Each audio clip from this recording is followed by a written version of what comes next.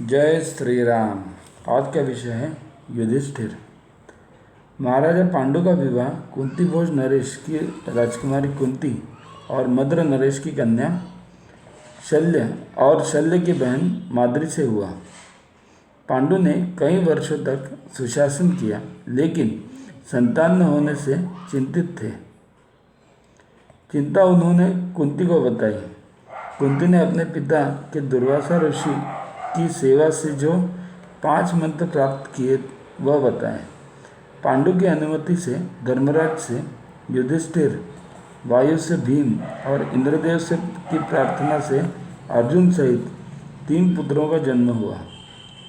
शेष 2 मंत्र माद्री को दिए, जिससे अश्विनी कुमारों से नकुल और सहदेव पैदा हुए। युधिष्ठिर का अर्थ है जो युद्ध में भी अविचल हो। पूरा जीवन भर धर्म और सत्य का पालन किया। पांडु के निधन के बाद धृतराष्ट्र की देखरेख में रहने लगे। शस्त्रास्त्रों की शिक्षा आचार्य द्रोण से हुई। युधिष्ठिर रथ हाँकने की कला में निपुण थे। इनके सद्गुण जनता में फैलने के कारण वह कहने लगी, धर्मपारायण, सत्यवादी और धैर्यवान है युधिष्ठिर, वह राजा बनने लायक है। दुर्योधन को यह बात अच्छी न लगी। उसने पिता धृतराष्ट्र को तैयार कर पांडवों के वारणावत में रहने की योजना समझाई। वारणावत में लाख का महल विदुर की देखरेख में बना। विदुर ने एक सुरंग भी सुरक्षित निकलने के लिए तैयार कराई। जीवित जलाने की योजना से पांडवों को वहां भेजा। भवन में आग लगने पर सुरंग से सुरक्षित निकल गए, पर दुर्योधन को लगा कि पांडव जलकर मर गए। वहां से दक्षिण दिशा में एक चक्रा नगरी में रह द्रौपदी के साथ 5 पांडवों का माँ के निर्देश से विवाह हुआ। पता लगने पर कि पांडव जीवित हैं, भीष्म और विदुर के कहने से धृतराष्ट्र ने आधा राज्य पांडवों को दे दिया। इंद्रप्रस्थ बसाकर उसे राजधानी बनाई। राजसूय यज्ञ में श्री कृष्ण को सर्वश्रेष्ठ व्यक्ति इस नाते सम्मानित कर पैर धोए। यश बढ़ते देख दुर्योधन ने धृतराष्ट्र से कहा युधिष्ठिर को जुआ खेलने को बुलवाया। एक के बाद एक फिर स्वयं 5 पांडवों सहित दांव में हारे। अंत में द्रौपदी को हारने पर दुर्योधन ने भरी सभा में दुशासन के हाथों नग्न करने के प्रयत्न के समय भी सभी भाइयों के क्रोध को शांत कर वचन पूर्ति के धर्म की रक्षा की। लेकिन भयभीत धृतराष्ट्र ने पुनः इन्हें राज्य लौटा दिया। दूसरी बार जुए में यह शर्त थी कि हारने वाला 12 वर्ष वन में और 1 वर्ष अज्ञातवास में रहेगा। यदि इस 1 वर्ष की अवधि में दिख जाते हैं तो पुनः 12 वर्ष वन जाना पड़ेगा। दांव में युधिष्ठिर हार गए। तदुपरांत द्रौपदी सहित वनवास में चले गए। 5 पांडव द्वैत वन में सरोवर के किनारे कुटी बनाकर रह रहे थे। तभी पांडवों के दुख से सुखी होने का विचार लेकर दुर्योधन वीरों के साथ आया।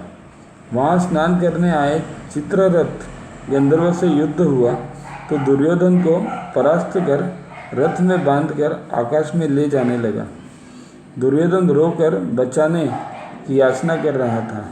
सहायता की आवाज़ सुनकर सुयोधन संकट में है।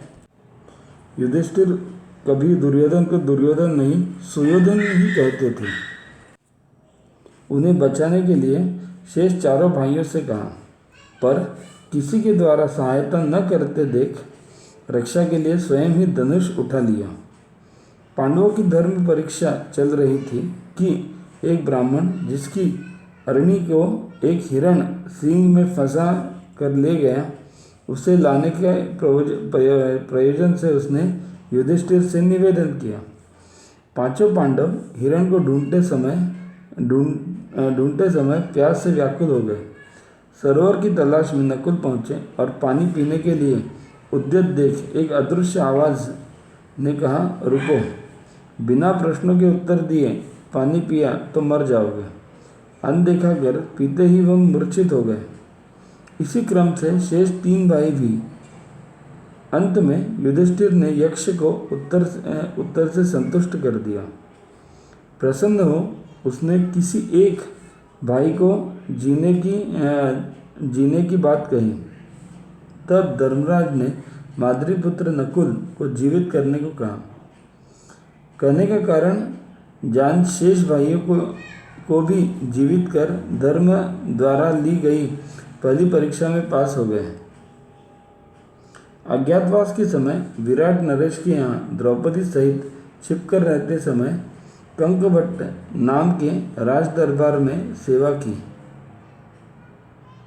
कंकभट्ट नाम से राज दरबार में सेवा की। 13 वर्ष पूर्ण होने के बाद जब अपना आधा राज्य मांगा तो दुर्योधन ने नहीं दिया। फिर 5 गांव मांगे। तब अहंकारी दुर्योधन ने कहा, सुई की नोक के बराबर भी भूमि नहीं देंगे। कृष्ण ने भी संधि का प्रयास किया पर असफल रहे। जब युद्ध अपरिहार्य हो गया तब धर्म के अनुसार कौरवों को मारकर विजय प्राप्त कर शासन किया। धर्माचरण के कारण धर्मराज का रथ पृथ्वी से 4 अंगुल ऊपर चलता था। पर पता होने के बाद भी यह कहा, अश्वत्थामा हतोहंति नरो बाकुंजरो, यानी अश्वत्थामा मारा गया पर मनुष्य या हाथी यह पता नहीं। यह कहने के पाप के कारण रथ धरती पर चलने लगा। व्यास जी के परामर्श से पापों के प्रायश्चित के लिए अश्वमेध यज्ञ किया और धर्मराज अब महाराज युधिष्ठिर हो गए।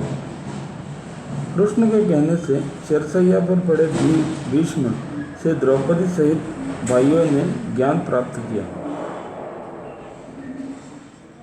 श्री कृष्ण व बलराम जी के देहत्याग की सूचना के बाद अभिमन्यु पुत्र परीक्षित को राज्य दे वल्कल वस्त्र धारण कर सभी भाइयों और द्रौपदी सहित हिमालय में चले। क्रमशः द्रौपदी, सहदेव, नकुल, अर्जुन और भीष्म और भीम का शरीर पात हो जाने पर भी पीछे मुड़कर नहीं देखा। अकेले बच्चे देख इंद्र के साथ आज सदैव स्वर्ग आने की प्रार्थना करने लगे। तब धर्मराज ने कहा, बिना भाइयों के मैं स्वर्ग नहीं जा सकता। तभी इंद्र ने कहा, वह स्वर्ग में शरीर छोड़कर पहले ही पहुंच गए हैं। तब फिर कहा कि हस्तिनापुर से पीछे चलने वाले एक कुत्ते के बिना हम नहीं जा सकते। इंद्र ने के यह कहने पर कि कुत्ता तो नरक का अधिकारी है, युधिष्ठिर ने कहा, तब मैं भी नरक में ही जाऊंगा। कहने पर दूसरी परीक्षा में भी उत्तीर्ण हो गया। कुत्ता कोई और नहीं, परीक्षा लेने वाले स्वयं धर्मदेव ही साथ चल रहे थे। स्वर्ग में पांडवों को नहीं देखा। पूछने पर पता चला वह नरक में है। तब स्वयं ही चलकर नरक में पहुँचे। कहा, मैं अपने भाइयों के पास ही रहूँगा, अकेले मुझे स्वर्ग नहीं चाहिए। यह इनकी तीसरी और अंतिम परीक्षा थी। धर्मदेव ने तीसरी बार कहा, वत्स, मैंने पहले यक्ष के रूप में, फिर कुत्ते के रूप में और नरक के रूप में तुम्हारी परीक्षा ली। तुमने वही किया जो धर्म द्वारा कारणीय था। चलो, स्वर्गलोक तुम्हें देखने को व्याकुल है। भारत माता की जय।